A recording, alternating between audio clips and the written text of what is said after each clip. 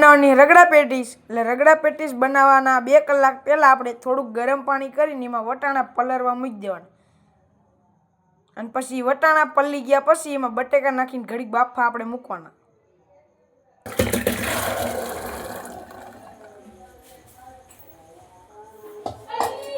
આપણે થોડાક બટેકા અલગથી બાફેલા છે એટલે જ્યાં સુધી ઓલા વટાણા અને બટેકા બફાય ત્યાં સુધી આને ફોલી લેશું।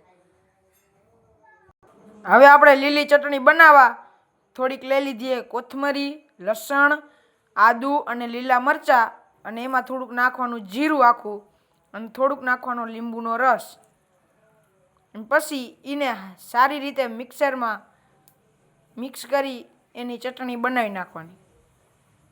હવે આપણે એને મિક્સરમાં મિક્સ કરશું। આપણે મિક્સરમાં મિક્સ કર્યા પહેલાં થોડુંક આપણે સ્વાદ અનુસાર મીઠું નાખી દેવાનું। હવે આપણે આમાં થોડુંક પાણી નાખશું અને મિક્સરમાં ચાલુ કરી દેવાનું।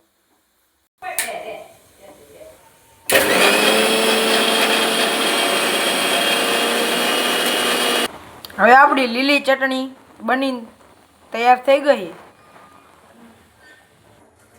હવે આપણો બટેકા અને વટાણા અસલ મસ્ત બફાઈ ગયા છે એટલે હવે એને એક તપેલી જેવા વાસણમાં કાઢી લેવાનો। આપણે રગડો બનાવવા એમાં નાખ્યું થોડુંક પાણી અને પછી એને ગેસ ઉપર ગરમ થવા મૂકવાનું। ગેસ ઉપર ગરમ થવા મૂકવી એટલે એમાં થોડુંક સ્વાદ અનુસાર હળદર નાખવાની, પછી સ્વાદ અનુસાર મીઠું નાખવાનું, પછી સ્વાદ અનુસાર મસાલો, પછી ધાણા જીરું, પછી આપણે નાખવાની આદુ અને મરચાંનો ખાંડીને નાખી દેવાનું।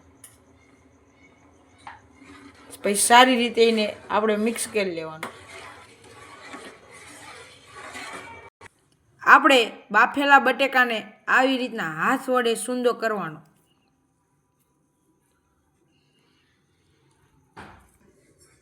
આપણે રગડામાં નાખવા પેટીસ બનાવવા આપણે બટેકાનો સૂંદો તૈયાર કરી લીધો છે। હવે એમાં આપણે સ્વાદ અનુસાર એમાં આપણે નાખ્યું એ મીઠું, પછી ધાણા જીરું, મસાલો, હળદર, ગરમ મસાલો, મેંદાનો લોટ,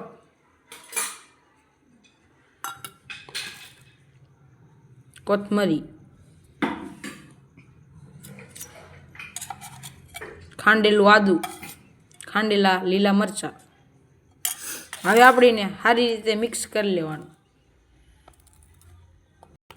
આપણો પેટીસ બનાવવાનો સૂંદો મસ્ત તૈયાર થઈ ગયો છે એટલે હવે આપણે એને હાથેથી પેટીસનો શેપ આપશું।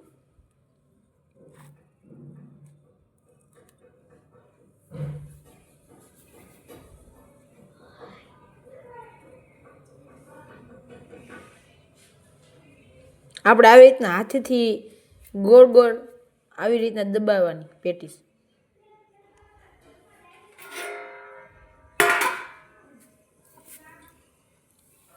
આપણી પેટીસ સરસ મજાની ગોળ તૈયાર થઈ ગઈ।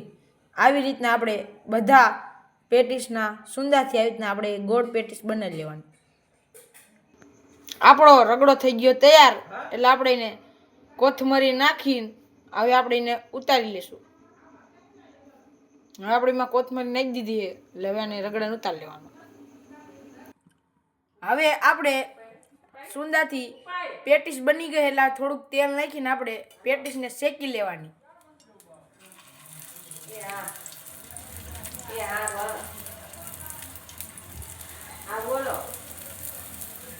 જ્યાં સુધી આપણે પેટીસમાં આવી રીતના લાલ જેવો થોડો થોડો કલર ન આવે ત્યાં સુધી આપણે પેટીસને શેકાવા દેવાની। આપણી આ પેટીસ સરસ મજાની શેકાઈ ગઈ એટલે હવે આને આપણે ઉતારી લેવાની અને હવે જે પેટીસ આપણે શેકવાની બાકી છે એને આપણે આવી જ રીતના શેકવાની। એટલે હવે આને આપણે ડીશમાં કાઢી લઈશું।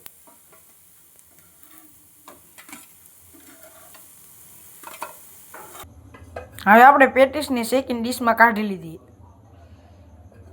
આપણું બધું રગડા પેટીસનું બધું તૈયાર થઈ ગયું છે એટલે આપણે ડીશમાં કાઢ્યું છે રગડો અને 2 પેટીસ.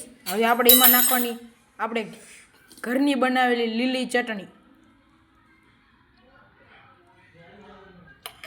પછી નાખવાની આપણે ગળી ચટણી,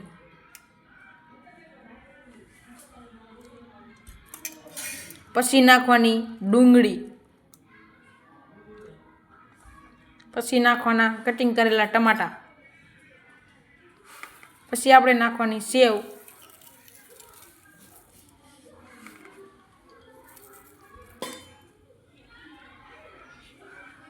આપણી ડીશ તૈયાર થઈ ગઈ. આ આપણી ડીશ તૈયાર થઈ ગઈ.